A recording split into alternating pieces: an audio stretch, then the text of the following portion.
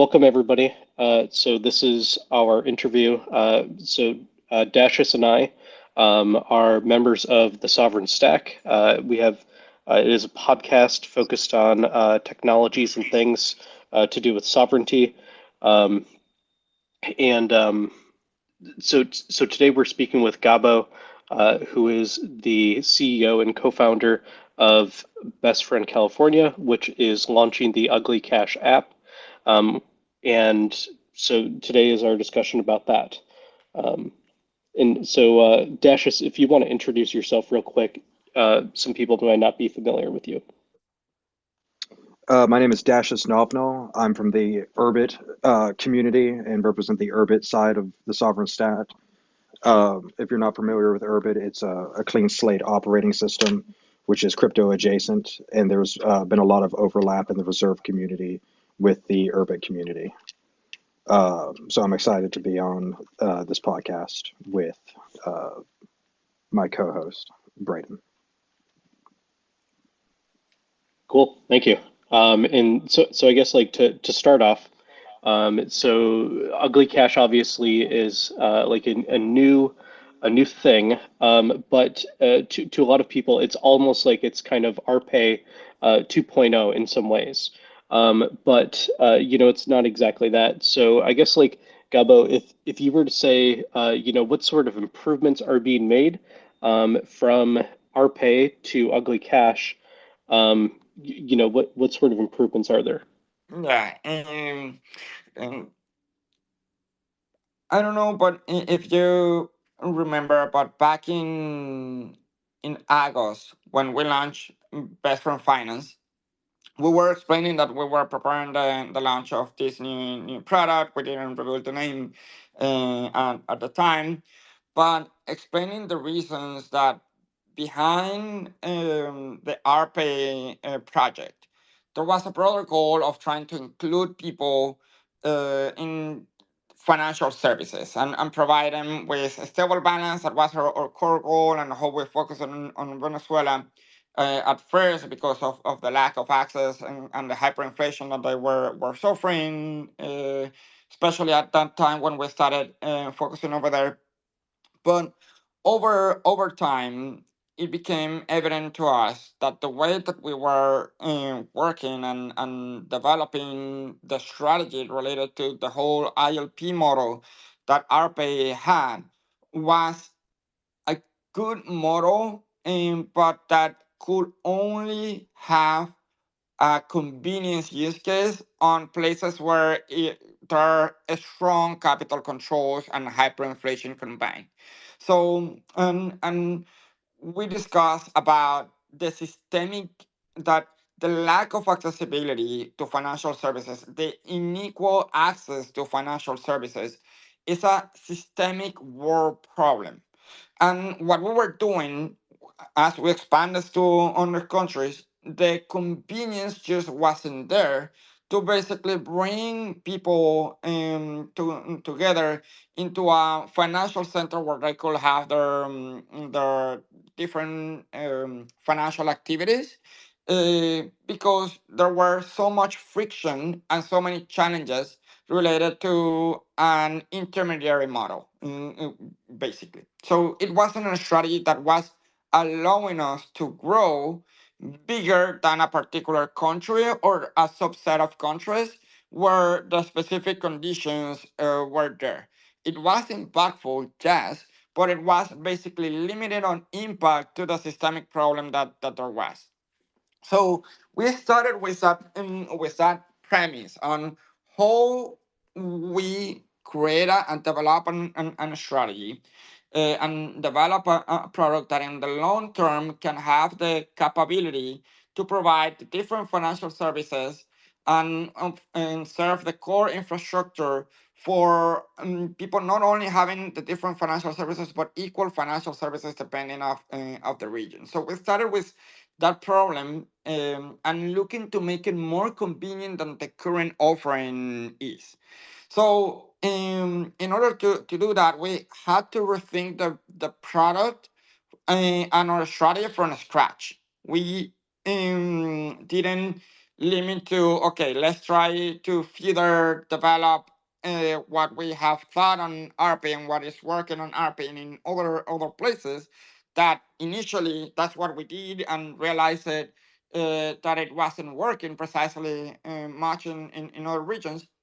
And as we put our sights into that broader goal, we start to center on the philosophy, furthermore, on the philosophy of convenience.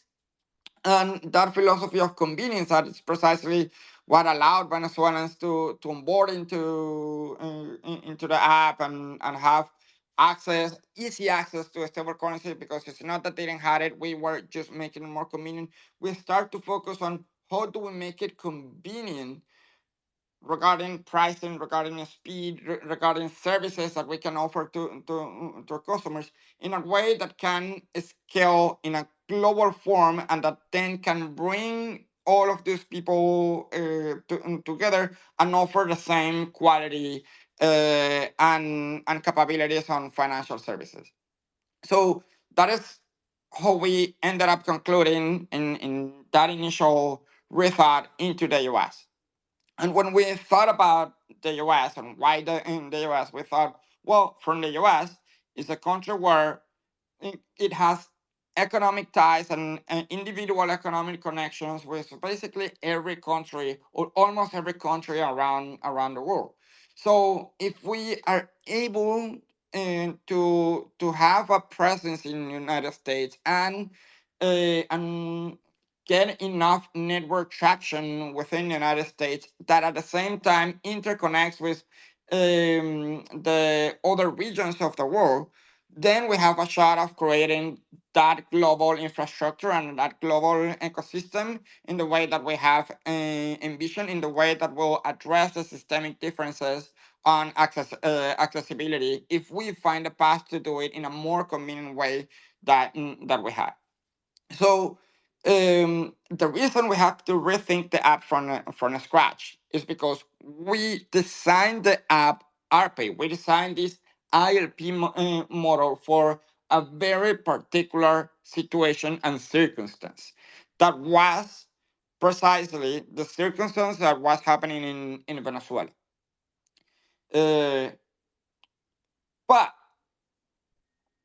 in the US, people just have their money on their bank accounts. And if you ask on a mainstream way in the United States if they would have rather have their money in crypto or in dollars in their bank account, and we're talking here on the money that people is using on their day to day, like the majority of the people would prefer to have it on their bank account because it's just they just feel safer that way. It's more convenient. It's interconnected to a larger scheme of financial products over here. There is not that necessity for a stable coin, for example, a stable coin balances to be used on a day to day. There is not that such necessity because the United States is within a realm of privilege of having the most dominant currency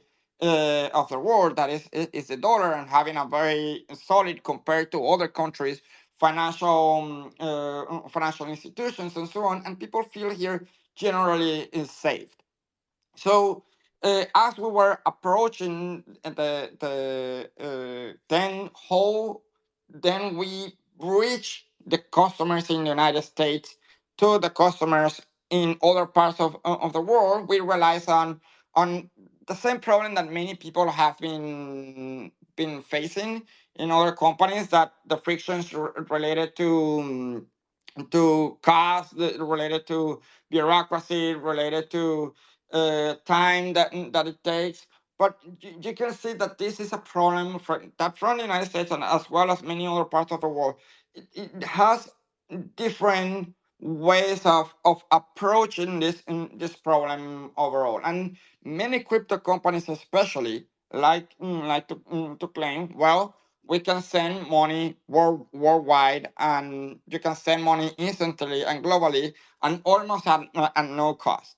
But even if this is true, our question was again related to the convenience. Yes, you can send it, but it is more convenient than any other alternative that that exists on the market. It is something that people feel that is adding value basically to them, and that they will switch their current behavior of the way that they're doing to something that is actually way better.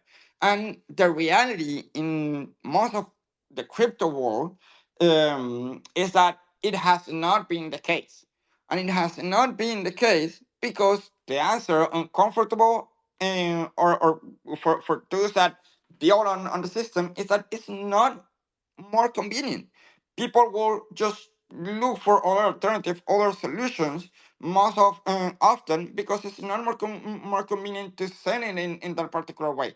You could argue that after you get the knowledge and after you're used to it, you can potentially say, "Oh, it's just as simple." But for the average folk that is not a crypto savvy person, there are so many steps that are involved that com- is making it way more difficult than what they're used to. So that is where we centered. Okay, so people in the US wants to have their money in their bank accounts. People in other regions of the world have challenges to have access to a stable currency or access to other kind of services all around. How do we bridge these two in a way that is actually convenient on both ends and actually aims to a solution and to an inclusion of those areas? So that was our mantra on designing the current product, and how we emphasize it in the US on focusing on banking, and on an international way. In we emphasize on developing this digital bridge that allows the seamless interconnection between the US bank members in Ugly Cash and the members precisely in ugly cash internationally without any cost and in an instant way, but that then the users as well can directly use an ATM via the card that they will have international, and they could have cash that way, or they can use that card directly to buy local or virtual as they wish. They're going to have that capability right off the gate, and that is just the gateway to create those economic interactions. And for this strategy, of course, to work out, we because you can explain, you can talk about this in a very broad way. This is a problem that is facing from different regions of the world, but we then decided to focus between the U.S. and Latin American first, and in the US, precisely with the Latino community first, that as we were featuring into our research, it just only 65% of the Latino population that is bancarized in the US. The majority of those that are not bancarized is because of language or documentation barriers, that it is possible to actually onboard them, but there hasn't been many successful products actually truly focusing on this segment of the population that is one of the fastest growing segments of the populations within the United States. So we decided to focus a banking solution for them, a banking solution for the Latino community that has the the differentiator capability of being able to send seamless to Latin America, seamless and without any cost to Latin America, to their relative, to their friend, or to anyone, and the relative immediately can use the virtual card right away, or get the physical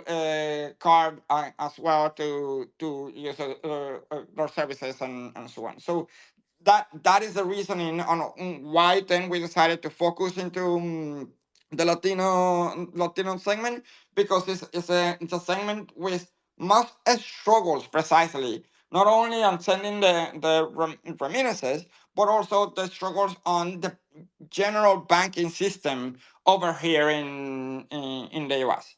So that is basically what led us to think from scratch instead of building on top of RPay. We decided to think from scratch in order to make it possible because it wasn't compatible with the way that we were developing RPay before.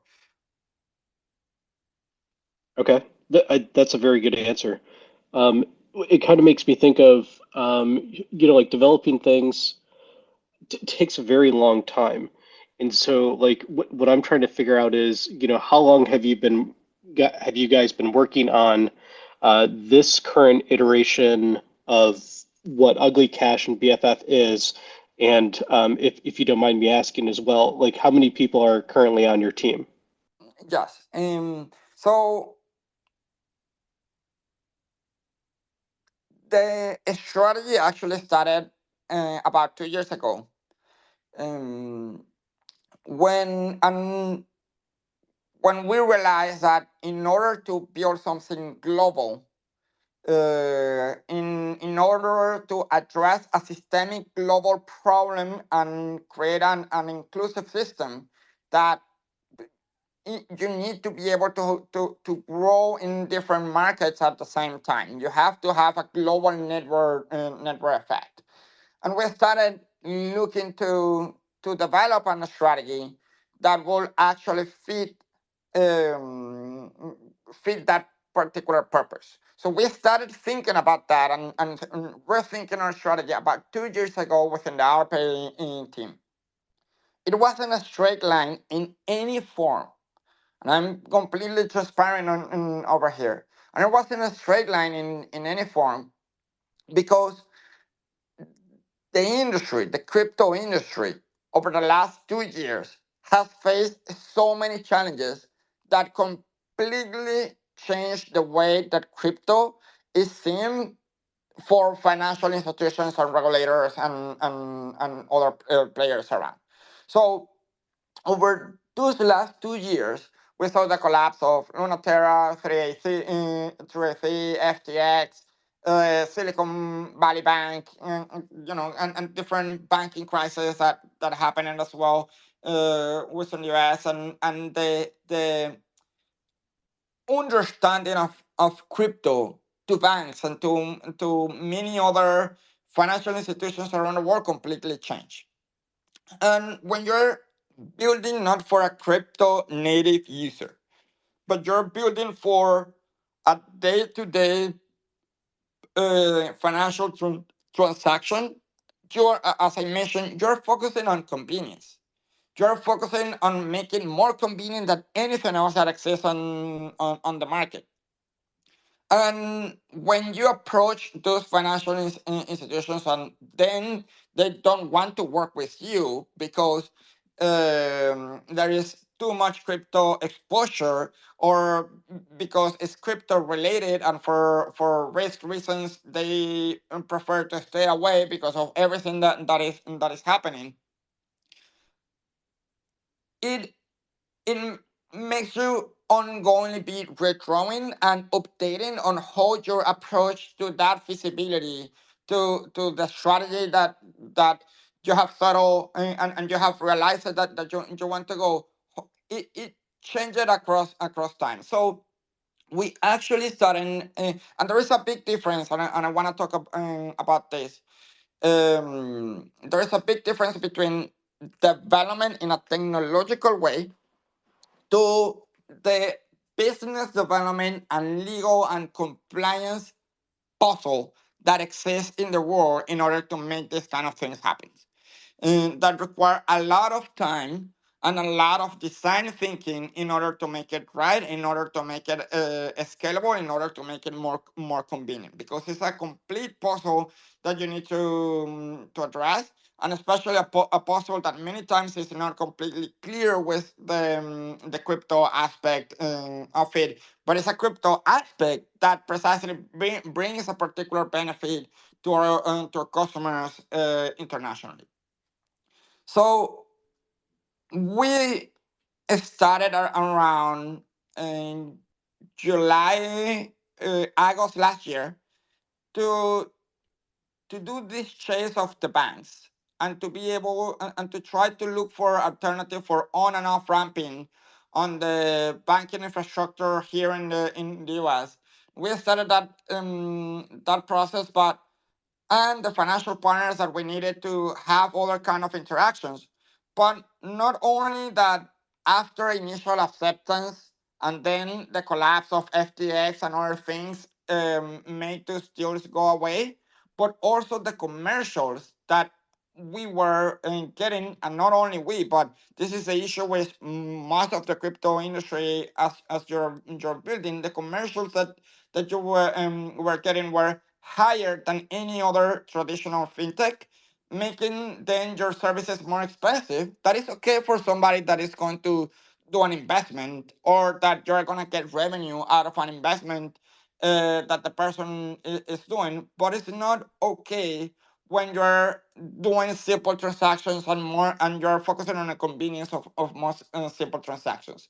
So um, we went through a process of being rejected for from over 30 to 40 banks, um, and being rejected because of what we actually wanted to focus on, and it was very specific what we were looking for.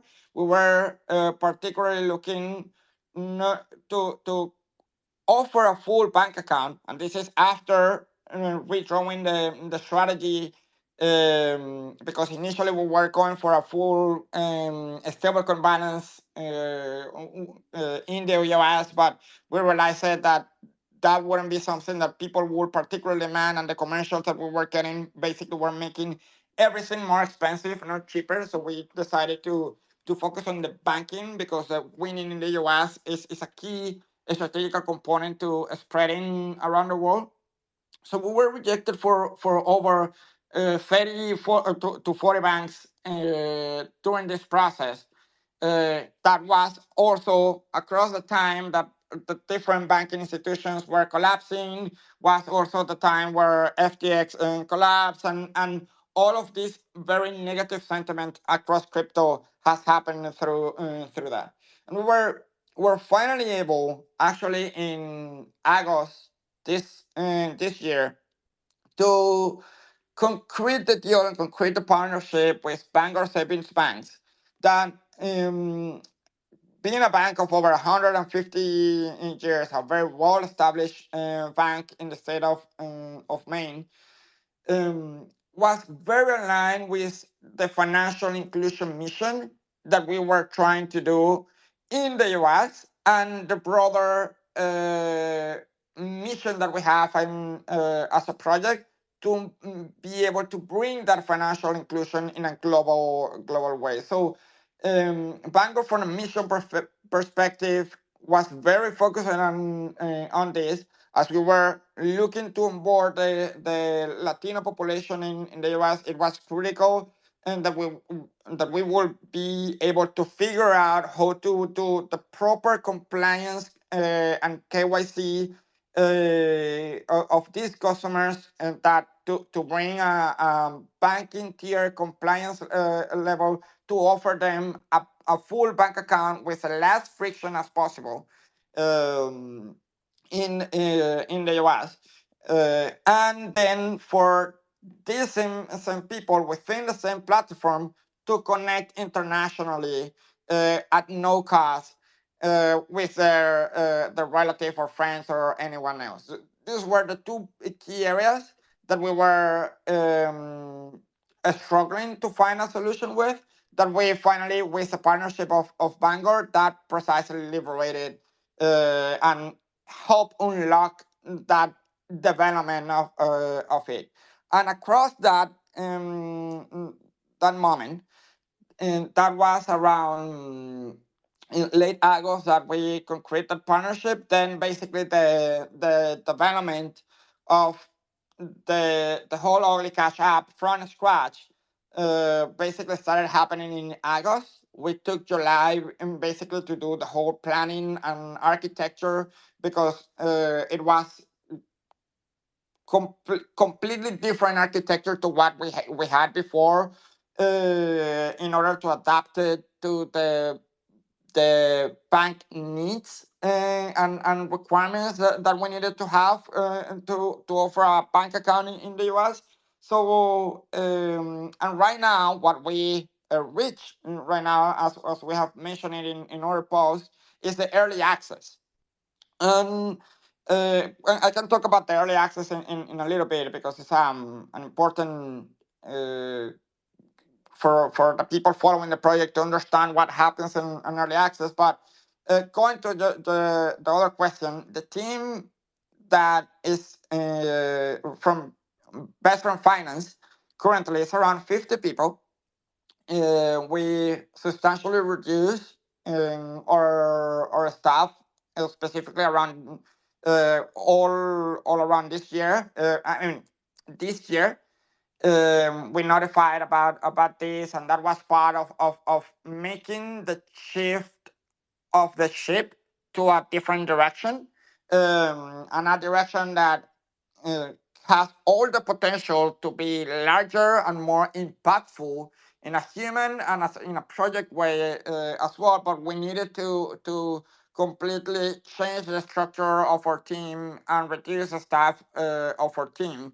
But even 50 people for an early stage, that we are, 50 people is quite a substantial amount of people.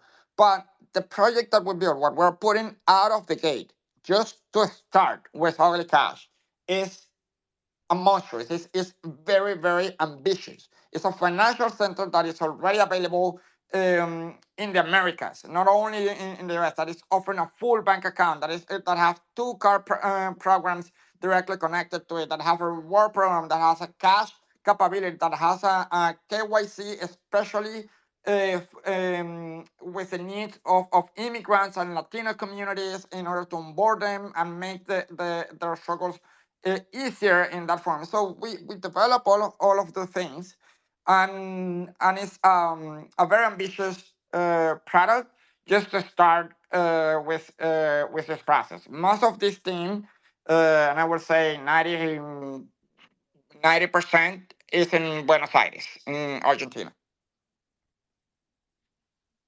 Wow. Honestly, I'm surprised that the team's that large. That's really cool.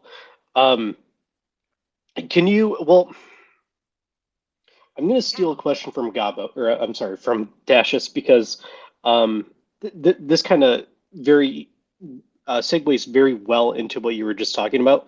So we all remember that RPay was given OFAC clearance to operate in Venezuela. How does that help Ugly Cash? Obviously, it probably helped with the talks with Bangor, but what does it do for the future of Ugly Cash in Venezuela, in Latin America, and also the United States? Yes, great question. So OFAC license allow us to keep operations in Venezuela.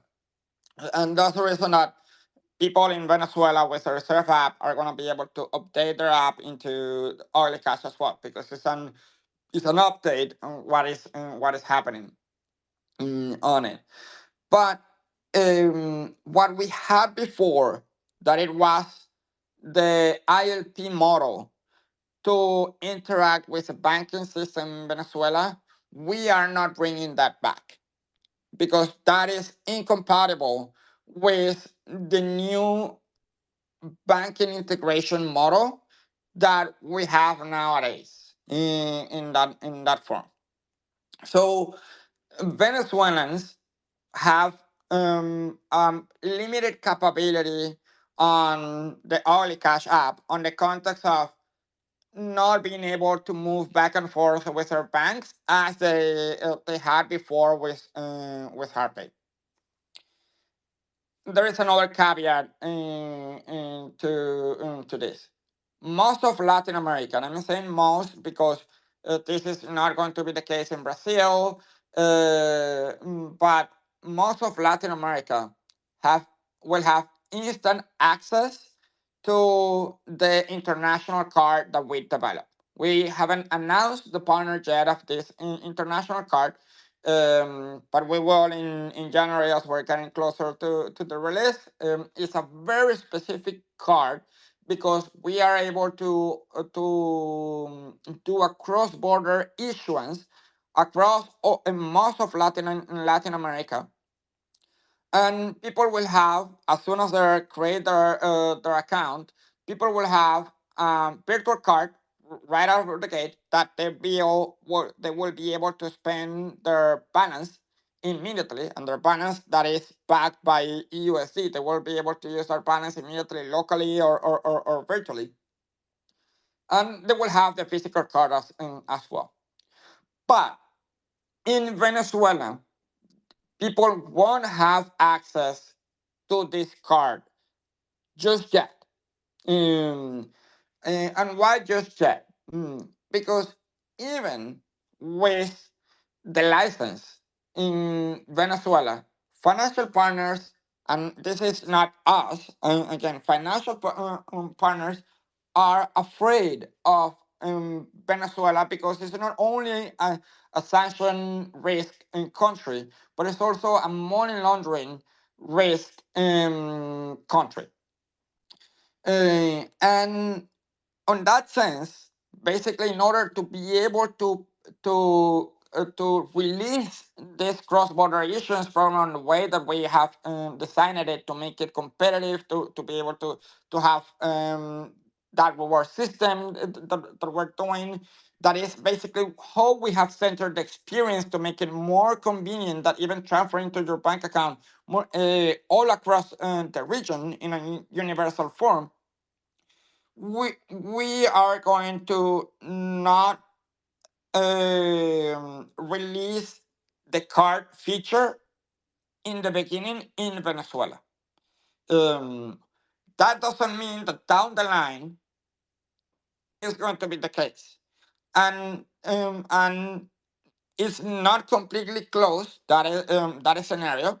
What we need is basically to start basically the program and start developing the program, and then with mutual confidence with our financial partner, we can then later discuss on the integration of Venezuela with it, because we are authorized via OFAC on the specific sanctions risk over it, but it was being a blocker to develop this program out of the gate for the whole region. So we decided to bring back the Venezuela card, to don't create any blocker through the whole negotiation process, and to actually come back to the Venezuela particular case a little bit more down the line. Let's just face one big challenge at the time, and it's a sufficiently big challenge to offer the cross-border issuance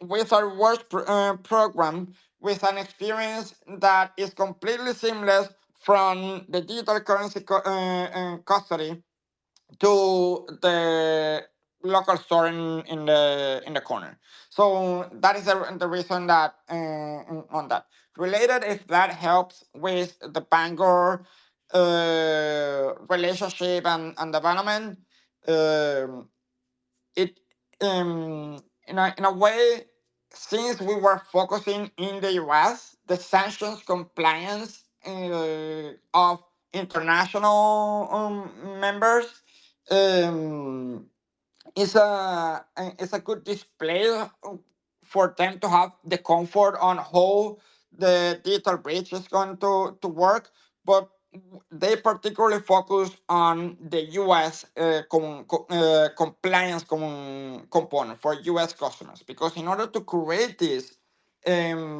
architecture, we needed to create different entities for the US, one for the US customer, one for the Latin American customers, and actually one completely different for the Venezuelan customers, that are seamless, interacting one within one another, and that have joint compliance components, but depending of the particular regions, there are specific compliance components that needs to be happening that are specific to the local regulations for those particular customers.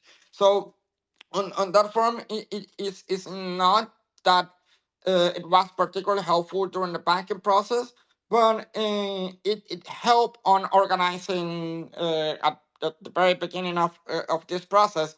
It was part of all the warm up and all the diligences that we needed to do in order to adapt to the whole banking requirements to offer a full bank account, as we disclosed at the very good banking social handle. Only Cash is a financial technology company. The banking services are offered via Bangor Service Bank. So people is getting a full bank account when they're joining Only Cash in the US, and there was a lot that we needed to adapt in order to do that. So, but that's regarding Venezuela, and again the goal with the US and Latin America is to create a seamless financial center, as seamless as WhatsApp is, in a very similar um, set of circumstances and financial services for the people. So that is what the future for the region is, and how we particularly center to start via the card, and with a caveat. In Mexico, yes, people is going to have the ability to buy back and forth via their local currency and move it to their bank accounts. But again, the best experience, the best exchange rate, the best everything we have centered around the card as the main proposition here. Very interesting. Thank you. Dashus has some questions up next. Yes, on the subject of the card, I was curious.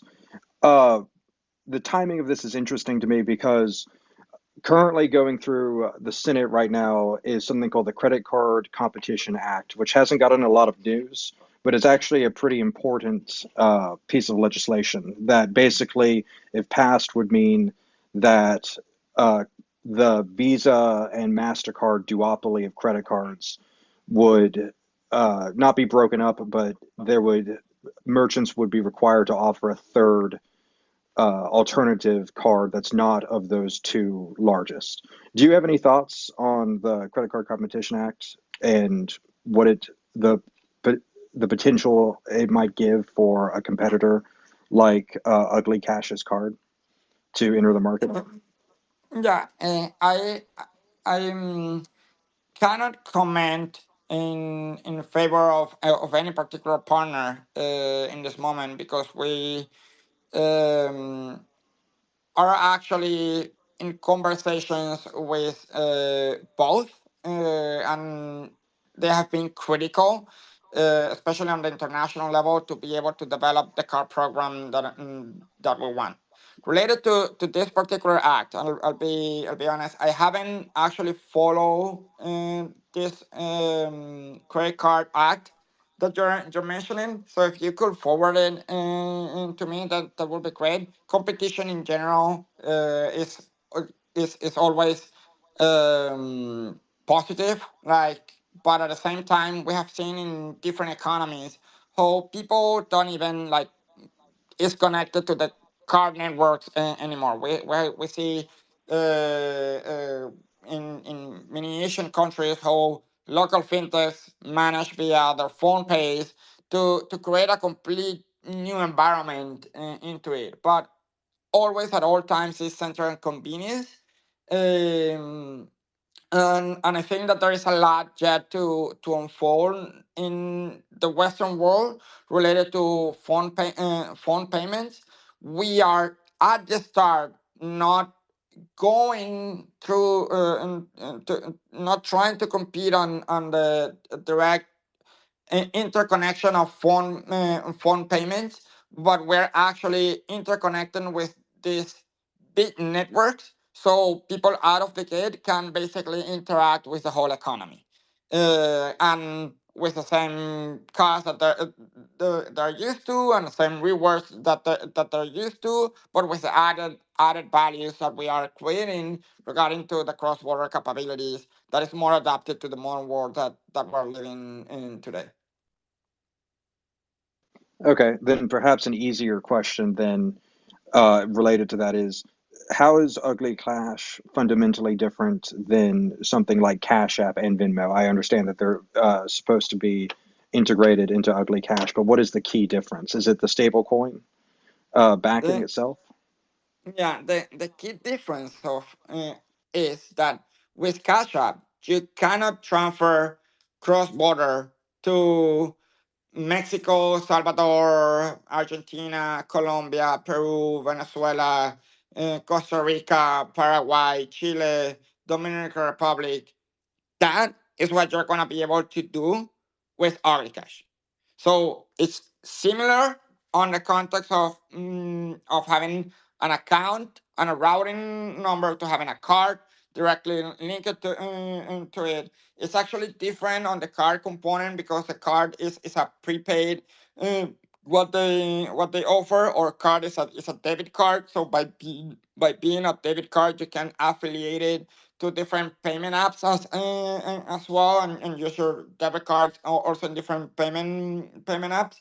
So, but the main and core difference is that cross-border capability without any cost. And this is also how, for example, we differentiate from PayPal. To give you an example, PayPal allows you to have that cross-border capability um, within the same network, but they charge you some percentage out of it.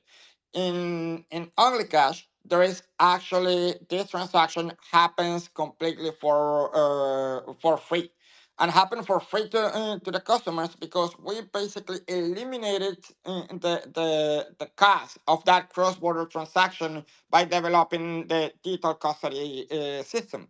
That is just very simply holding the custody of the stablecoin balance within within the US in the entity that is serving those international customers, and being able to the U.S. customers that are KYC within that are banked in the Cash ecosystem, to be able to purchase basically the that stablecoin to be owned by this third party that is part of the Cash ecosystem, that is in another place, basically. But all of that is happening within the U.S., between U.S. entities, and without any cross-border component out there actually happening. And the custody itself is then allowing us to reduce the cost of what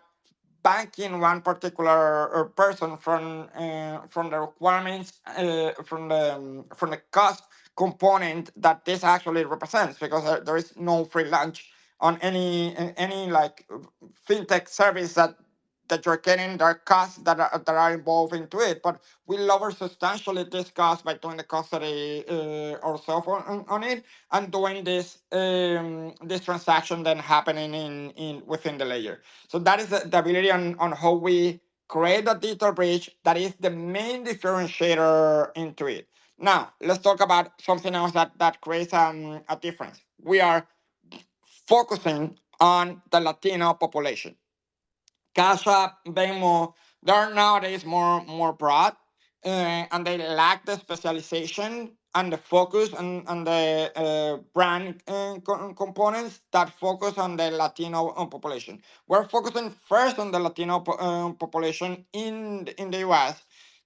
We are giving them and we are providing them solutions to their very specific needs that rely in banking within the US, and the capability to this Latino population to send as well seamlessly and cross border instantly and no cost as well. So that is a big difference on the specific focus, and what we're going to keep developing with that specific focus in mind. I'll tell you Ex one example, another example if you want about this. yes, please. After $1,500 dollars of activity in Cash App, you will need to have a social security number to um, to be able to keep using your account, or you'll be able to get a bank account. You will need a social security number, because we understand the reality of many Latinos in the US. We understand the challenge that this has. So not only Social Security is a way to have the services that we're offering. We also thought on ITINs, that is a tax identification number, and also if people don't have neither a Social Security number or an ITIN, people will have a passport, or a passport will be also accepted to be able to have these services as well. Because again, we're addressing that specific community, and the advantages of focus on one specific community that you understand and that allows you to then look for these solutions very early on. That is what we try to do. Excellent. And I'll just throw this out there. I met you in person about a year ago at Urbit Assembly in Miami. Any plans on possibly Urbit integration or anything like that? In the near term, I thought it in the near term. I'm a believer on the Orbit ecosystem as well, and I think that there is more infrastructure and more integrations that are going to be coming. On the stablecoin side of things, I know that Nevin is a big proponent uh, on bolstering this ecosystem as well. But right now we have a particular challenge that is winning the convenience struggles that the communities that we're facing have, and that will improve substantially their life. So the whole team is focused right now on convenience. And when you start experimenting into other areas, and even before we get product market fit, that will dilute the focus of the team. And right now we are pretty focused on winning on that convenience to get to the hyper growth that we need. And once that we are into hyper growth and that we're growing, then we can expand into other areas. That's also the reason on Oil Cash is the flagship and first product of Best Friend Finance. But Best Friend Finance was designed for down the line to create different verticals that could integrate to potentially different customer segments or different verticals that may not be potentially the same suite of solution that could leverage on an infrastructure and a brand recognition. But the Best Friend Finance infrastructure allow us as a team to down the line develop and integrate into other verticals as well. But it's not the near term priority for us as a team. Understood. Urbit is not yet the most convenient thing to uh, build on at the moment. Braden? Yeah, hey, so can you tell us, so we've always been curious about, like RPay's endeavors in Argentina. Um, can you tell us more about like your future efforts there, and also, obviously, your thoughts on the recent election?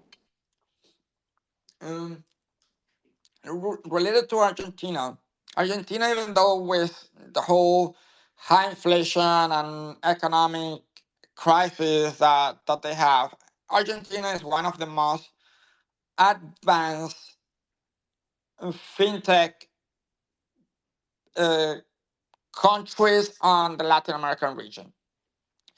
And there are many different players there. I could name from Mercado Pago to Walla to Naranja X to more crypto related ones as Buenbit, Lemon, or Velo. And there is the specificity of the needs in the Argentinian market is being in a very broad way being thought or applied by these different players that are competing within the Argentinian market. What what we thought to do instead of going through the same race on a particular region is how do we create not a regional strategy, not a country strategy, but a global strategy. So on Argentinians for the interconnections of the Argentinian people within the US, there is not going to be any other product on the market that is just going to be better than us to do so. From a convenience, from price, from speed to even hold your international payments and doing it directly in Argentina, that is a particular area where we will be the strongest one. It was. Now, with the ability from the local Argentina banks to interact within the app ecosystem is not something that we're looking to chase in the near term, as we are focusing in the US on being able to onboard these millions and millions of Latinos in the US, and they are the ones that have that capability to then spread and send money to the different regions of the world. So it's not something that we're focusing on the near term, but the Argentina strategy on the near term is going to be a consequence of our US strategy. So that means that people is going to be able to receive remittances or cross-border transactions, not only from the US, but from other countries of Latin America. But the big competitive advantage is from the US to Latin America. So that is where the Argentina current strategy is. Where we're focusing in our strategy, I have mentioned this before, is precisely in Mexico. Is the interconnection between the US and Mexico that is the largest segment in California. That is precisely the state where we're focusing first in our go-to-market strategies, and also within the US. So we're focusing a lot in on the convenience side on that front to allow that spread further network effects into other areas. But having the capability just to have that card is something interesting. There are other edge use cases that Argentinians could use the app for, but this is definitely not something that goes into the millions. That is the ability for, well, you have crypto and you want to use it via a card locally or internationally, then you are going to be able to deposit that crypto or tell somebody to send you in your crypto wallet within the Olicash app, and then you're going to be able to use a card. Why would an Argentinian would like to do this? Well, that is a decision from Argentinians to do, but it is known in Argentina many times Argentinians prefer to hold their money in foreign financial institutions. And this is based on the premise that they trust more the foreign financial institutions on their compliance and reliability compared to what the crisis and different the debacles of the financial institutions, including fintechs within Argentina. So it is a matter of trust and different reasons that Argentinians may be able to do, but it's not that we're gonna be looking to grow in Argentina, have an specifically designed grow in Argentina. We're looking to grow in the US. If we grow in the US, the same Latino that is being bankarized have the same capability to send to Latin America. We know where they are. We know where they're sending to, so we're making it at the beginning more convenient in those places to receive it, to have the edge, the competitive edge in our side. And related to a comment on the Argentinian election, been following very close. I'm always been a proponent of freedom, and I've been following Milei since my days in college, following his YouTube videos, and as an economist, he's quite a character and fun to watch, and his ideas, I think, that are different to what the region has been used to, and I feel that there is a need of that sincerity, and that the Argentinian people is willing to try something different, that is focused on the respect of private property, of free market, and freedom, as the central philosophy for everything. So I'm really excited for what's going on there. I'm very bullish on Argentina, and I hope that the country keeps growing, and because I think that they're going on the right direction. Thank you. But I will say, so there's kind of like this thing I think of when you talk of the remittance, the remittances being sent from the United States to different LATAM countries. There is this flywheel that I think of that we had in our mind when RPay was having companies send their payroll through RPay. And what this does is it was sending RSV to users, and they basically had to figure out how to spend it, right? And so the same thing when the money is being generated in the United States and being sent as eUSD to different places, like this is the beginning of a flywheel of adoption for eUSD. And so I think that it's a very important point to bring up, um, that It's maybe people don't get. Yes, that's precisely from a reserve and an eUSD perspective. That is the flywheel. Just as the Venezuelans spreaded remittances and receive remittances from different countries in Latin America, that is what we're building towards from the US, but in a way larger scale. Because the markets are not even comparable related to the amount of money that is sent from the US to the countries in Latin America, all across. So that is a component over there, and the potential that it has, and it was also, how do we make it different, or how do we integrate banking with that capabilities, because that's the other component.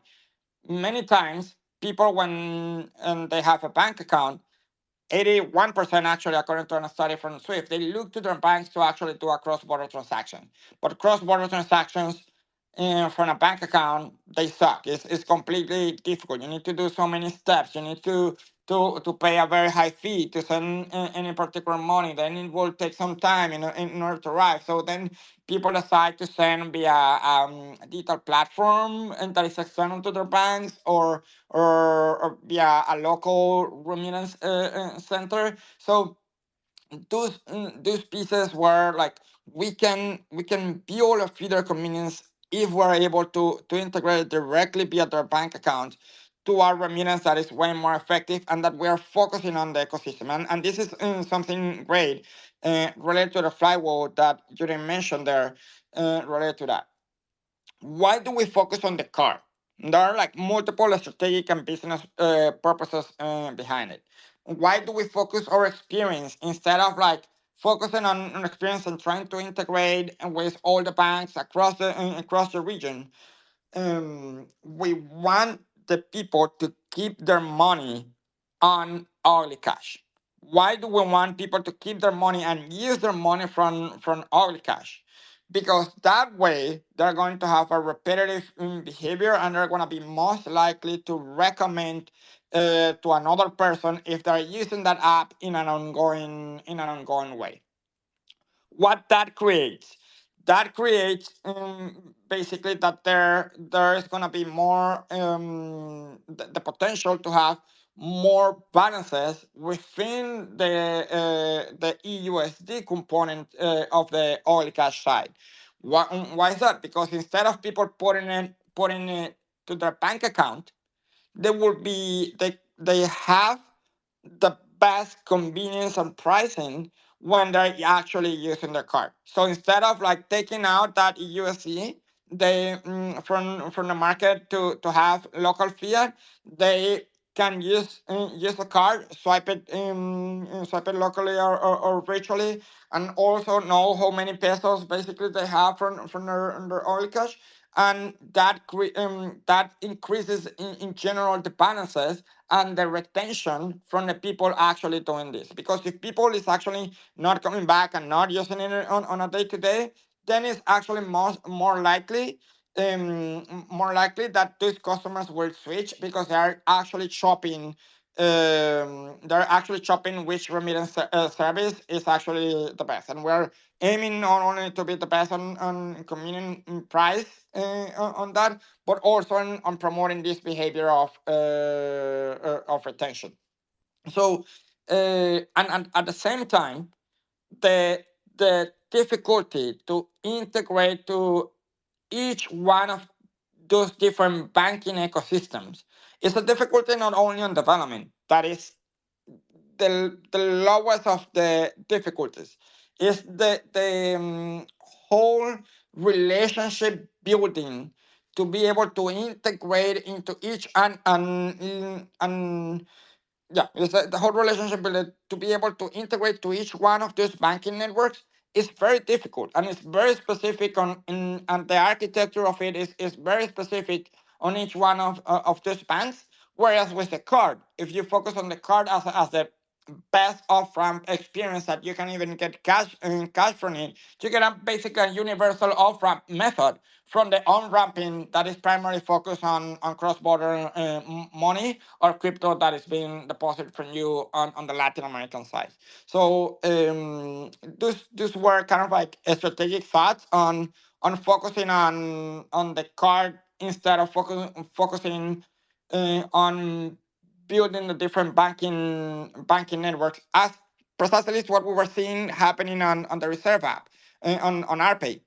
We're seeing people, yes, you if you receive the money in Argentina, people will usually transfer to their bank account in order to spend that money.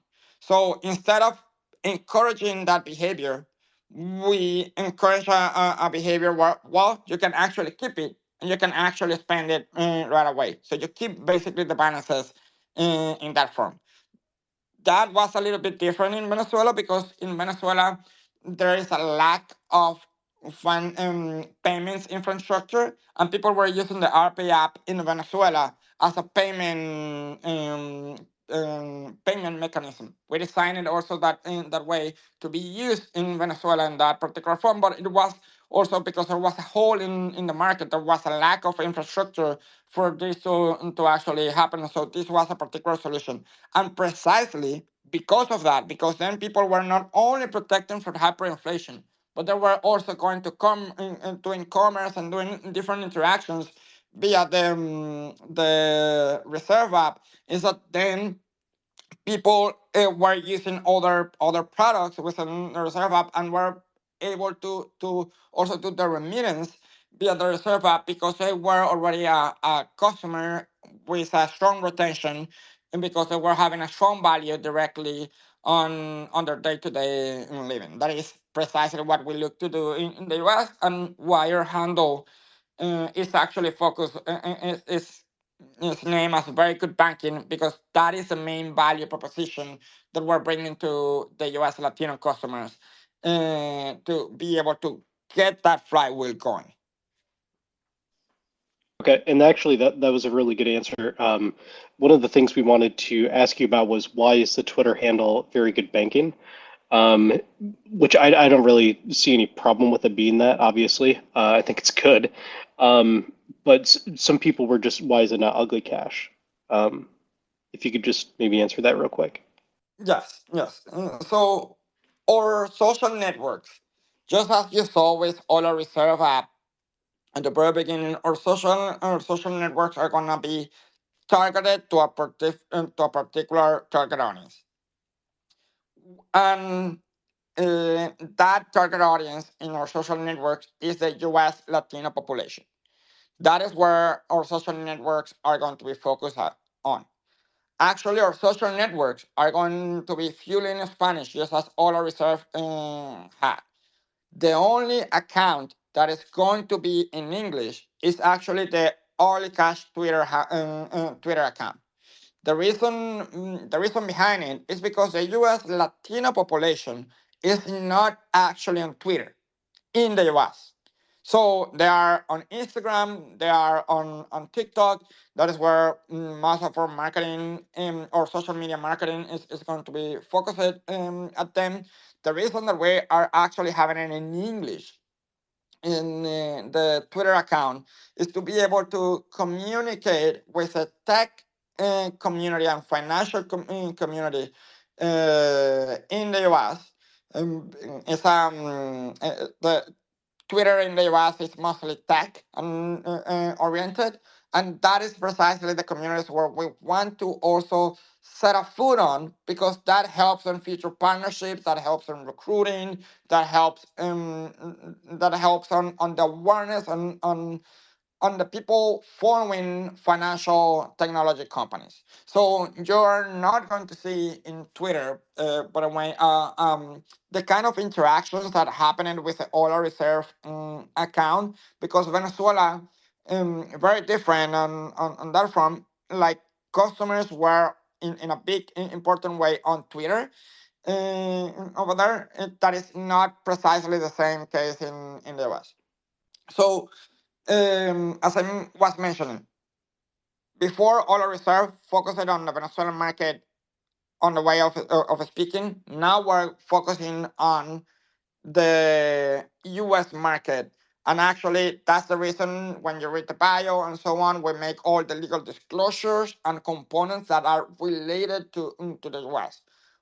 Our premise is make the sender an advocate of all cash. What does that mean? If we're able to the sender that is the person in the US to give them something that is so valuable to them, and then it's so easy and cheaper and faster to send a remittance, that is how we get the flywheel going. So instead of like diluting our marketing and our focus, we focus on, let's narrow and focus on the Latino in the US. And then related to the selection of very good banking, what we are doing in the US? What is one of the struggles for the Latinos in the US? And I can tell you this from personal experience, from my mom experience, and from many Latino experiences of going to open their first bank account in the US. It feels more like a trial than actually opening a bank account, because or feeling welcome into it, because they are first the documentation challenge is a big barrier, because as soon as you get here, you don't have the social security number or the driver license just yet. That takes sometimes over a year to actually be able to get those segments. There are people that spend years actually without actually having them, but many of them have a passport, and then you basically need to beg them with your passport that they actually accept your passport. So you feel that trial, and many times you need to also go to a bank account to a bank center and be lucky enough if they speak Spanish over there. So you usually need to go to a Latino area to potentially find a person that speaks Spanish. It's not doesn't happen all the time, and there are many of the Latino population that don't speak English, that they just speak Spanish, or if that is even though if they speak English, they don't feel as confident as they speaking in Spanish. I always joke around that I say, hey, me in Spanish, I feel that I'm funnier. I go more with my flow because it's my native language, and that is how you feel more comfortable when talking about something as specific as that. So as we we are trying to design a suite of tools on a bank account that is particularly designed for the Latino population. So Only Cash is a cash name, and it's a cash name that is aimed to create a bit of discomfort. And our whole social media strategy and marketing and branding strategy is going to be, on how I have defined it, controversially bold. Controversially bold, you can think on another US brand as liquid death, basically. And it's a kind of marketing that is going to make people talk about us.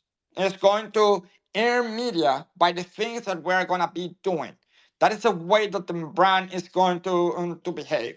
It has uh, Pete Davidson kind of persona with liquid death uh, applied into the banking category. And that is kind of like the fusion of what is going to happen. And what does that create? What we're looking to do is actually make people talk about us and uh, um, um, align to the tone of the brand that is particularly aimed for the younger population, the younger segments of the Latino population.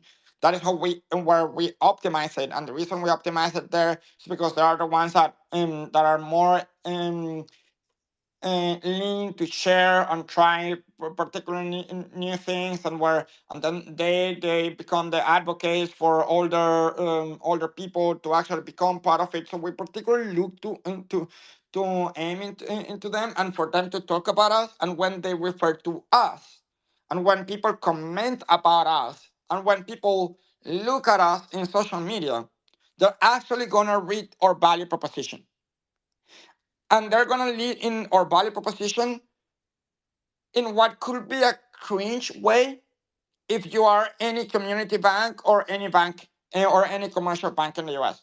They're gonna read very good banking. It's like, okay, I know what these people is doing is, for sure it's banking, but then because it's calling the attention, because they're seeing or marketing around because of the way that the strategy is portrayed, if they click there, then they're gonna find our name Cash. And if they saw it somewhere else because they saw it on a TikTok or on a reel on Instagram or people commenting about it, they're gonna see our marketing, and they're like gonna get it. It's on the tone of the brand, but it's directly speaking about our value proposition and people understanding out of the gate what this is about, but it's not cringe because we are able with our brand persona to actually joke in that in that way, and to talk in that particular way. And when you are completely new, that no one knows you in your target segment, uh, yeah, that's the reality today. The actual fact that people understand so quickly what you actually do, what you can actually do for them, and that is not cringe, but it's actually but it's also non condescending, but it's kind of like funny on tone. That is what we're looking for because of our controversially bold and provoking marketing that is gonna be happening. So that's the reason of the very good banking social handle. And I and in sense of expectations, and there is something that we didn't talk and I mentioned it before. Instead of expectations, it's like there is going to be a limit of 50 signups per week that we are allowing to sign up from the US in the early phases. That is the reason that we are calling it early access. We have been working on private beta, that means internally within the team, but this is now with actual customers outside of the team. And given the different set of features and innovation components that we're putting together and making sure that everything is working properly before doing before removing those limits, there's gonna be that limited sign up process that then we're gonna be increase it from 50 to 100 to 150 signups per week. But that is very limited. That allow us to tune in and to verify that everything is actually working properly, and to finish all the release and updates that we're doing on the app over the next 3 months.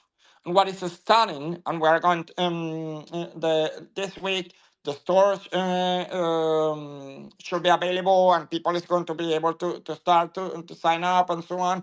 We are already working in our acquisition strategies, approaching NGOs, immigration centers, are approaching the Latino immigrants to focus on first. Uh, that is going to limit as well on how we're actually trying to do marketing during this particular phase. And not limit, I don't want to say limit, but it's going to change the way on how we're going to be doing marketing on over the next 3 months. That is the expectation of what this early phase is going to be like. That is going to be increasing the sign-ups across in this phase on that, but that allow us to test and to tune all the different things before removing the restrictions. How is going to be our marketing over the next 3 months? It's going to be more informational. It's going to be more about explaining our value proposition and setting a little bit of brand tone and so on. So this controversially bold brand that provoking that I'm describing, you're not going to be able to see it until late February or March, because what we're looking to do right now is setting up starting our digital footprint as we start this early access process. That it's many times other people call it a closed beta. In a way, this is we're defining as early access because we're doing a progressive rollout of all the different features that we have prepared in order to make sure and tune in the punishment that we need to limit the barriers for the suite that we have built. Okay, and so you said the international card, you're planning to debut that in January or February, it sounds like? Yes, that's correct. Okay. Yeah, just trying to think of how, all the different pieces of the puzzle integrate together and then within that time zone or within that time window. Okay. Um, I think let me just look at my questions here.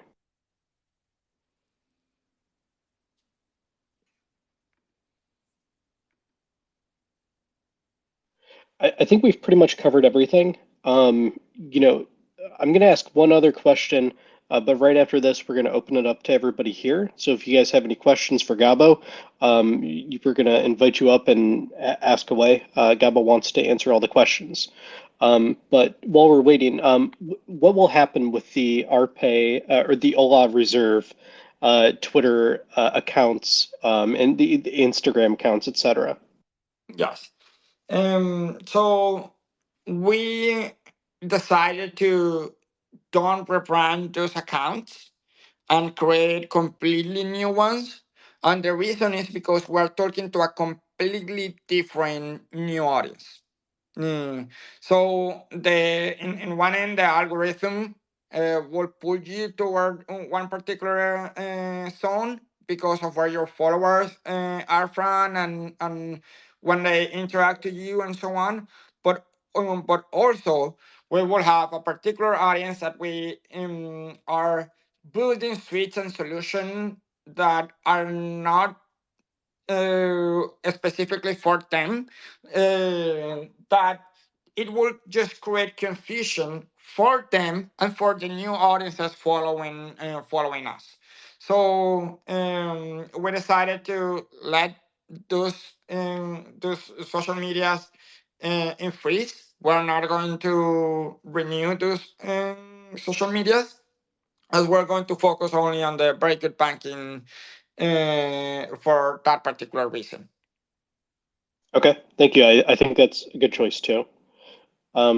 HDGV, you're up. You can unmute yourself and ask a question.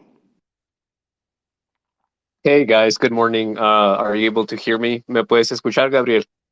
Sí, perfecto. Ok, perfecto. Solo te quería preguntar rápidamente. Hace unos días me respondiste unos mensajes aquí en Twitter. Am, yo te pregunté que si cuándo se iban a abrir las capabilities de tu nueva aplicación y me dijiste que muy pronto. Me preguntaba cuáles son, qué tan completa van a estar las funcionalidades de la aplicación. Como que alguien que vive en Estados Unidos es latino y se va a unir a tu aplicación, ¿qué es lo que va a poder hacer primeramente? ¿Va a estar bastante completa o va a ser parcial y se va a ir desarrollando poco a poco todas las habilidades de la aplicación? Perfecto. ¿Te puedo responder en inglés para que el resto de las personas también entiendan? Sí, por favor. Vale, vale, muchas gracias. All right, so great question. And I'll show you a little bit of the roadmap ahead. So we divided the early access in multiple phases. We currently have 4 phases on the early access. So what is starting this week, and customers signing up this week, they're gonna be able to have their full bank account number, and routing number, so they're gonna have the ability to receive money from external accounts, or link. I mean, have that account connect to their debit card. That is gonna be virtual at first, but they're gonna be able to request a physical card, and the physical card should be available by around December 20th, and that we're gonna be starting delivering the reserve card to our customers. So it's basically a basic bank account that allows you to do online banking, basically. So, and if you have another bank account on it, then you're gonna be able to connect that bank account via Plaid, and put money into that particular account. You will also have the ability out of the gate on this phase 1 to send a peer-to-peer domestically in the US only, similar to Venmo, Cash App, and others in that form. So out of the gate on this phase 1, have those capabilities. There is another thing that is available on this phase 1, that is that you can sign up using only your passport, and not only using your passport, but if the location, the geolocation matches the place where you are in the US, you are not going to be needed a particular proof of address. That is sometimes another barrier that many of the Latin American community have. So that is so it's inclusion on this phase 1 on the banking side for the US customers. On the international customers, people will have just the current RPay capabilities. That's basically what they will have, is the current RPay capabilities in there. So then it's phase 2. Phase 2, we're aiming to have it done by late December or early January. The phase 2 is when we put in production the digital dollar custody. I mean, the digital bridge. That is what allows the instant and zero fee transaction between an early cash member and an international member. So that is going to happen in late December or early January, depending on how the phase one tune is, that we're gonna be following closely, are working. Also, in phase two, we are allowing an instant account funding, and it's precisely because of this particular use case. What does that mean? On the phase one, you can receive, you can get money by somebody sending money basically to your account number, or doing a peer-to-peer to you, or being in a direct deposit via your account number that you're giving to your employer, and so on, or connecting your bank account that it will take 3 days at the beginning, basically to land into your Orly Cash account if you're connected your bank account from there. But on phase two, we are also adding the ability for people to connect their debit cards. I mean, if they have another card from somewhere else, to have an instant account funding. Why is that? Because on phase two, we are also because we are enabling the digital bridge, and that basically then allows somebody that may not want banking with us but may want to do the cross-border capability to just link their to use it, via their card and fund their account to be able to send the cross-border transaction almost instantly in there. And that is on phase two. Then on phase three, in phase three is where the international card comes to play. We are aiming this either for late January or around February. In this phase three is an international card, and there are going to be some UX changes as well to it, because on the phase three, people will have the international card right away after they become members of our application internationally and have this international card virtually right away. But people is going to also see their balance, not only on the dollar equivalent balance that people will have because it's backed by eUSD, but also they're going to be able to see the equivalent on their local currency. And how do we actually display the equivalent on the local currency on all of those different markets where we're going at the same time? This is because of the cross-border issuance of Visa that basically we're doing. That means that there is an exchange rate that Visa basically offers, that is a usual exchange rate that Visa offers, that is very competitive on the different markets of where we're going. And from that exchange rate, we're also going to display the local currency equivalent for the people in Latin America. And also when people is sending the cross-border transaction, it's going to be able to see not only how many dollars they're sending, but that are eUSD, but also how many in the local currency are going to be sending, and the exchange rate is being pulled from this exchange rate that the international card has. That is basically the phase three. There is the for expectations as well. The card, the physical card for the international customers is actually because of times as well. Is going to be available is by late February. Is when the physical card for the international customers is going to be available. We people is going to be able to request it physically all across on the continent, on the countries where we're gonna be offering services in Latam, but Venezuela, because of the reason that I explained. And in particularly in Mexico, we are going to try to optimize the card delivery at the shortest amount of time.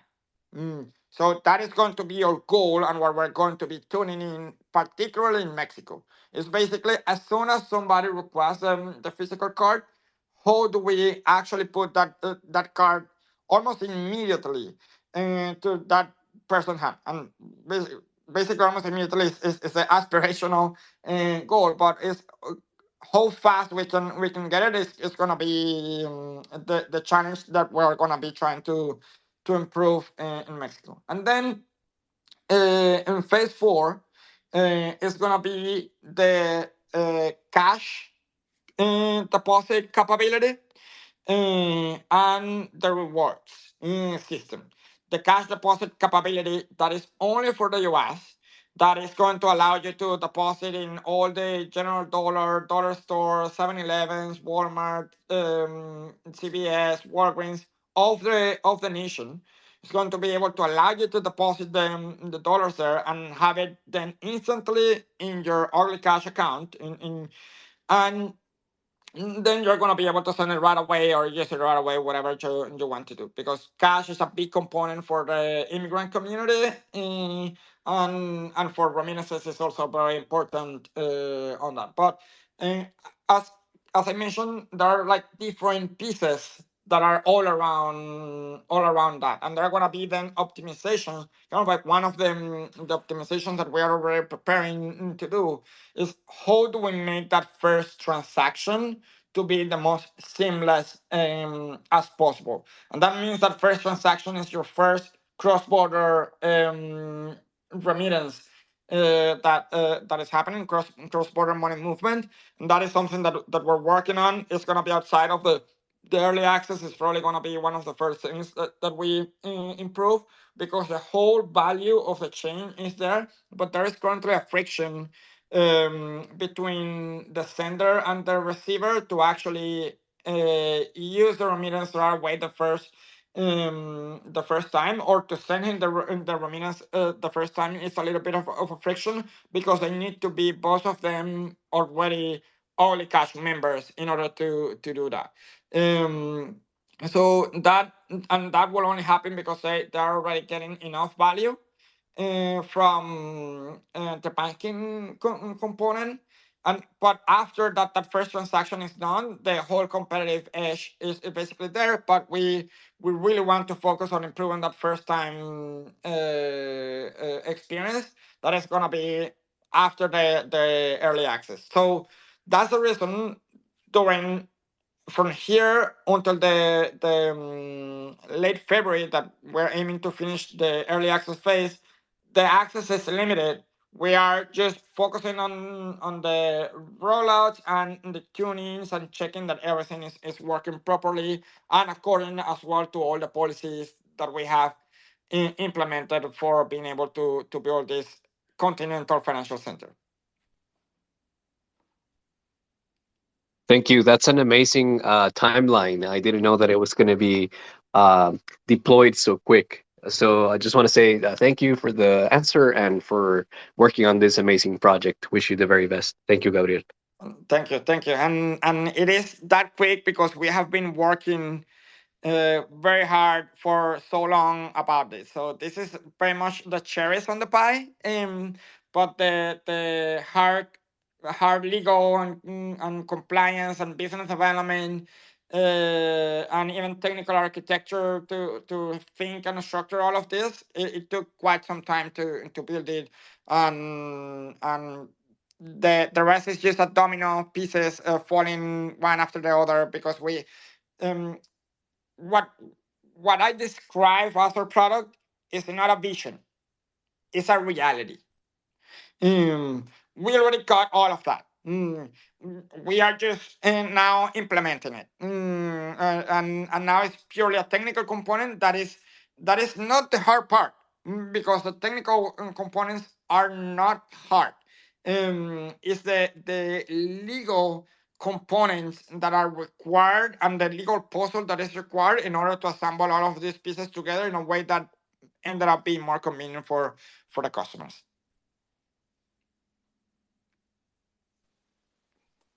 I want to say it is, yeah, very impressive. We're very excited. I did want to, you could have one recommendation though. If you were looking to deliver the cards as fast as possible in Mexico, you might be able to do it via motorcycles. Like if Yeah, you, that's like, we're thinking precisely about that. It's like particularly in Mexico first. That is or area. How do we get this?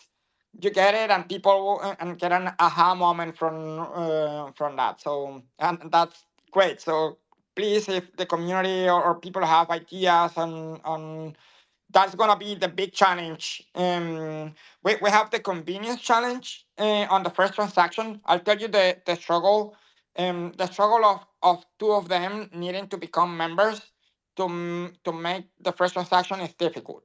There's a lot of friction there because imagine that you are an Owl Cash member in the US, but now I need to tell my mom to download Early Cash.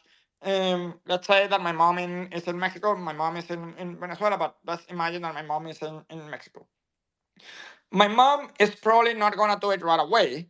She's probably gonna do it on the evening, or it's gonna do it the next day, or it's gonna do it on the weekend. So it's gonna take some time to actually my mom to sign up because that is how communications and like that actually work. And after that, my mom sign up, I need my mom to tell me what is her username.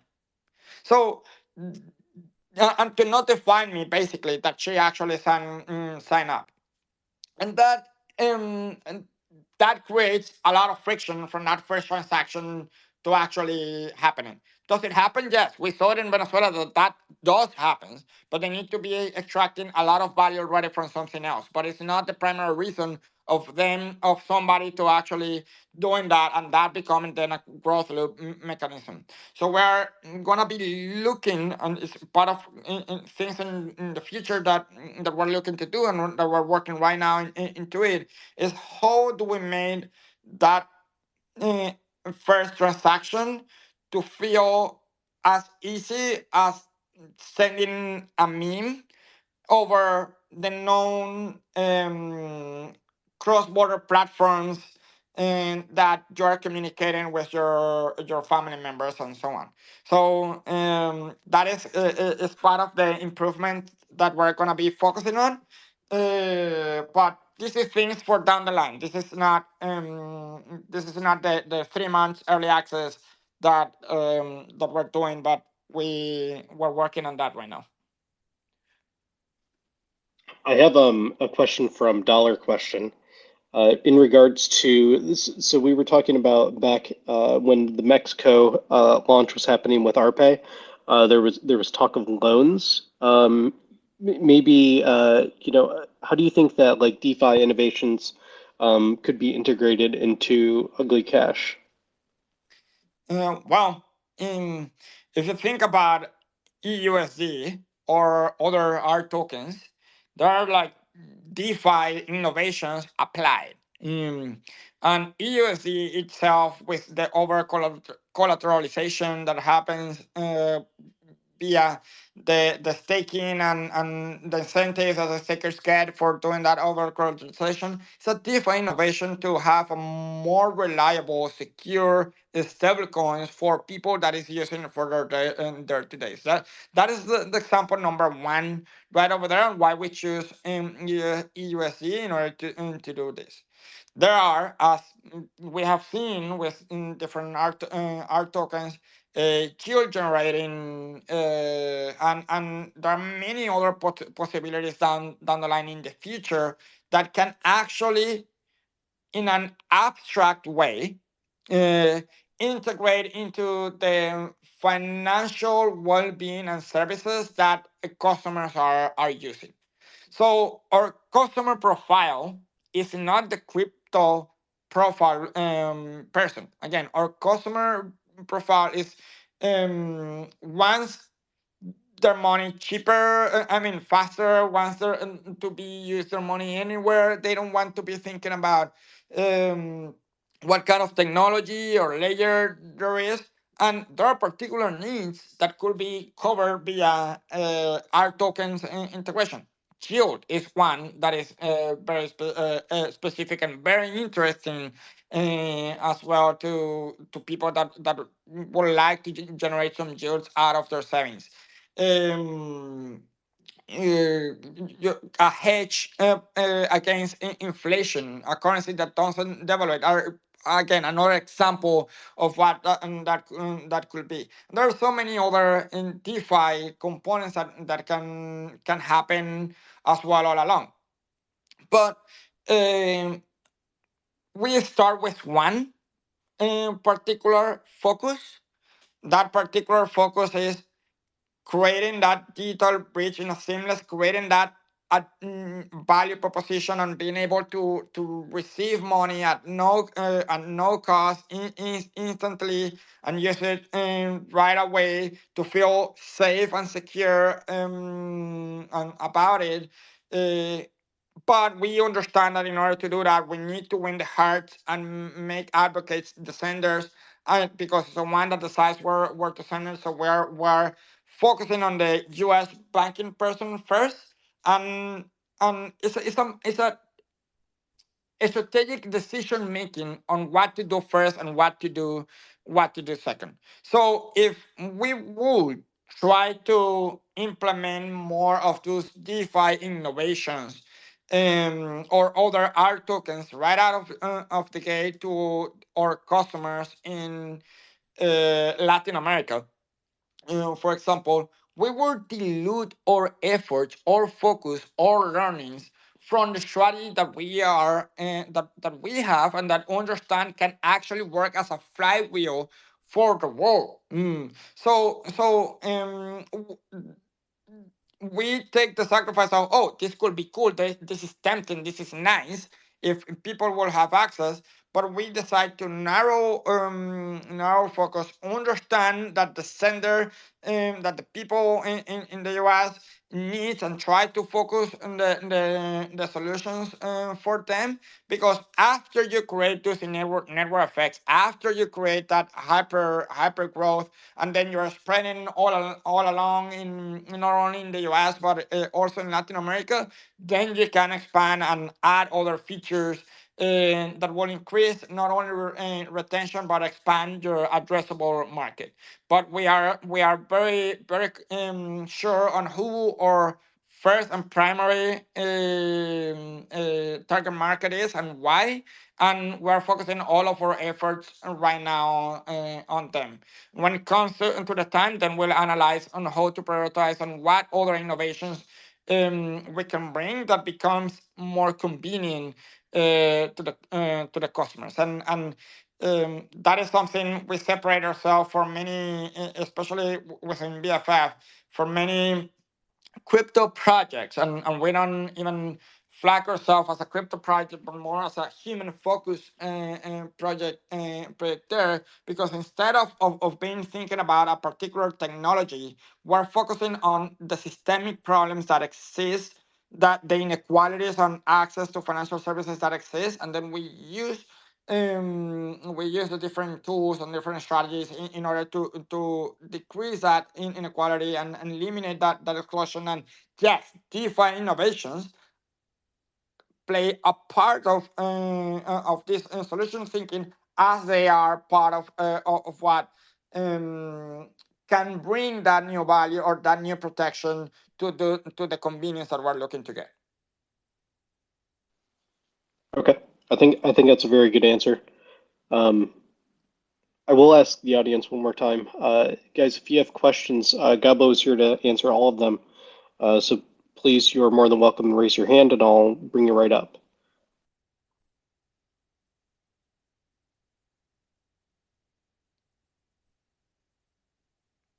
Dashus, do you have any other questions? Nope, I think that covered mostly everything. I guess to end it, because it wasn't particularly relevant to any of the other ones, Nevin recently commented about Bismarck analysis, and I know that there's a little bit of overlap in the communities between Reserve and Bismarck. Gabo, do you have anything to say about Bismarck analysis? Do you read it? No, I prefer to don't comment when I don't have the full context of it. I been really bunkered down, putting all of these pieces together.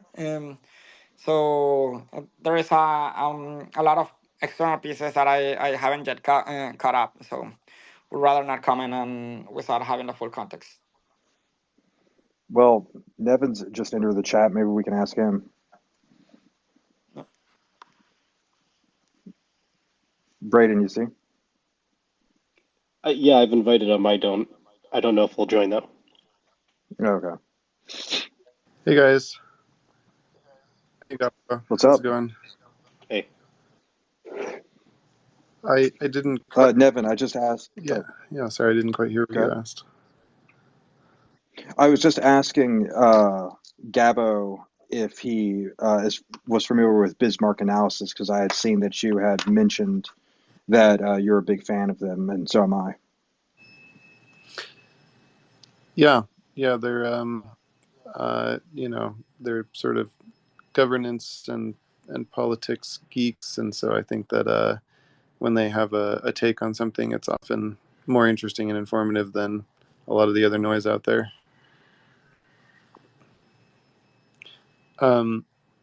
Sorry to interrupt, but Gabo, I wanted to check in with you about our meeting time later today. Yeah, we're meeting in an hour. That's what we're scheduled for. Gabo and I usually meet every Sunday for however many hours needed to sync up on things. But I just wanted to. I was gonna call you, and then I saw that you were still in this space, so I figured I would just interrupt for a second. What is your schedule for the day? Would you be able to meet later? Just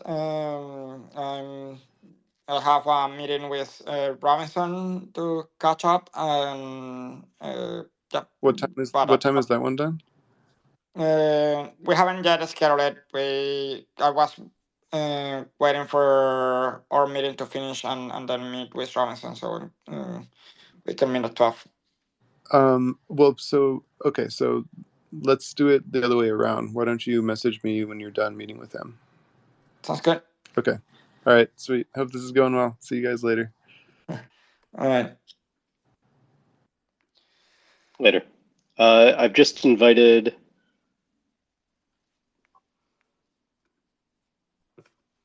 Oh, Yashi Lu? Wait. It just like disappeared. Hi, yeah. Can you hear me okay? Oh, I can hear you now. Cool. Yeah, this space interface is kind of weird sometimes. Sorry. No worries. I was trying to do the put the hand up feature and I couldn't find it. Yeah, it was just more of a general question than anything, to be honest with you. Obviously, from what's taken place from the sort of transition from RPay to now Ugly Cash and whatnot has been, as a result of various things that have taken place, it was kind of necessary to move that direction.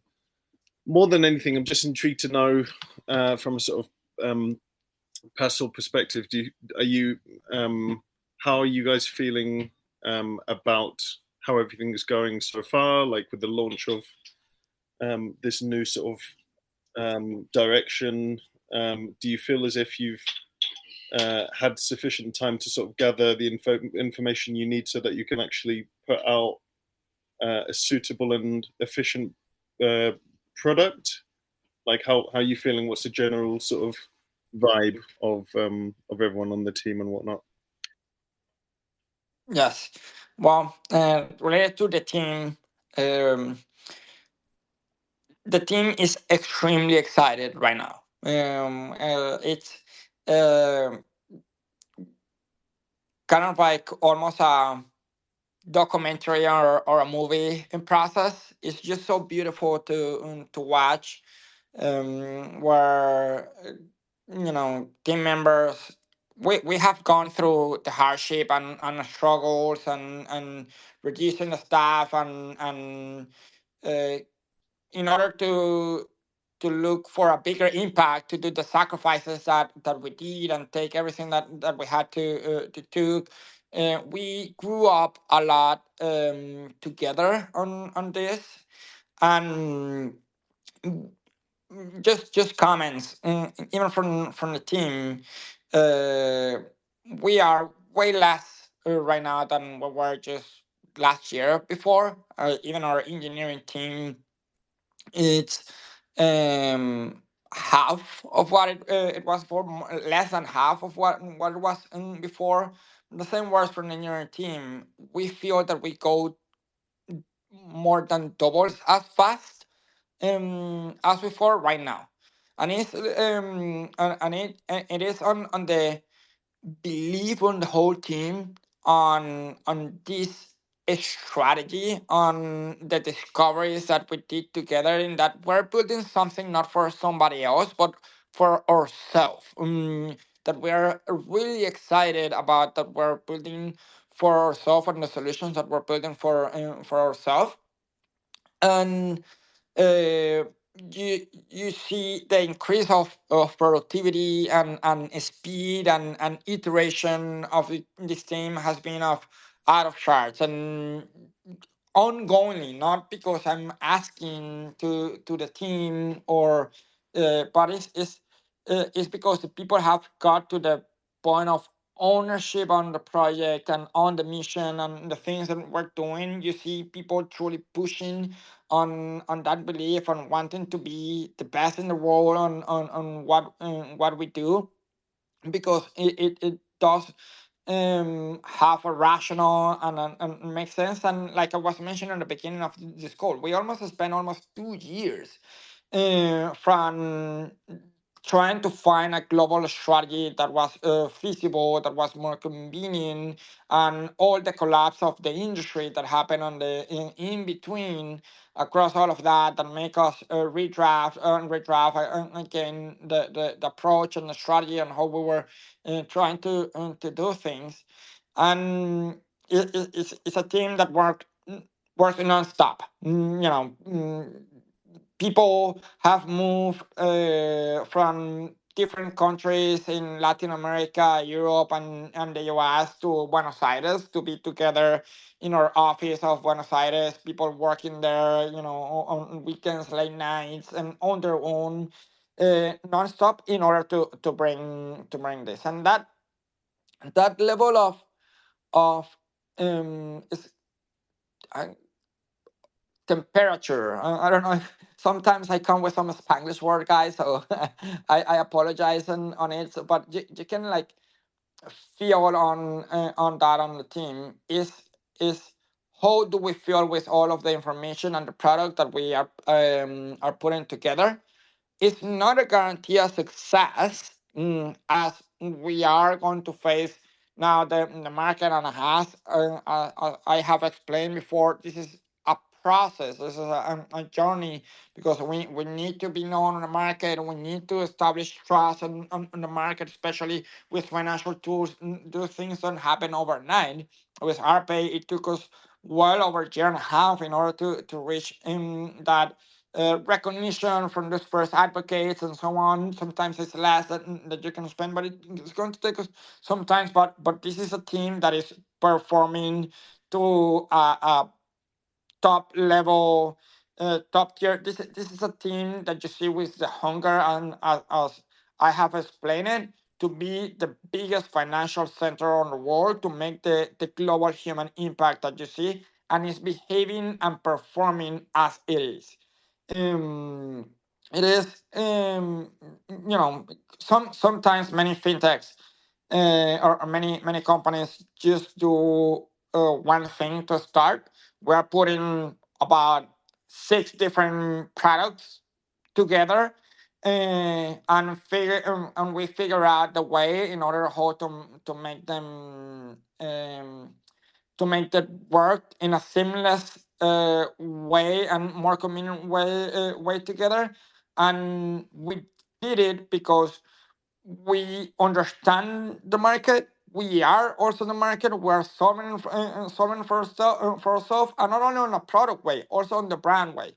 We build a brand that talks like us, that feels like us, that that that, that is um that has the spirit of the team, on a team that is define what is many times the Barbie war, in a way, and I call it the Barbie war because it's portrayed as perfect, and almost like plastic in a way.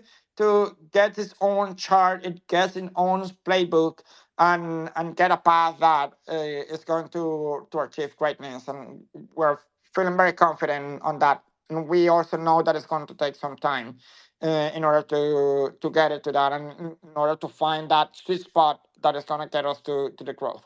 But we're starting in a very good place. Awesome. Thank you very much. All right. I don't see any other questions from the audience, so I think we're going to wrap it up with that. And I really do appreciate you coming on here, Gabo, again. I think we are all very, very excited to see what your team does. I think it's very much needed to bring these services together in an eloquent way that you are doing. So thank you. All right. Thank you so much for the invitation. And anyone that at any time has any question, please let me know. I'm getting out of the bunker of purely building and being more, we're keep building, and I keep focusing on building, and especially on the go-to-market, but I'm going to be communicating a little bit more with the team. That's amazing. All right. Thank you so much, Gabo. I hope everybody enjoys the rest of their Sunday.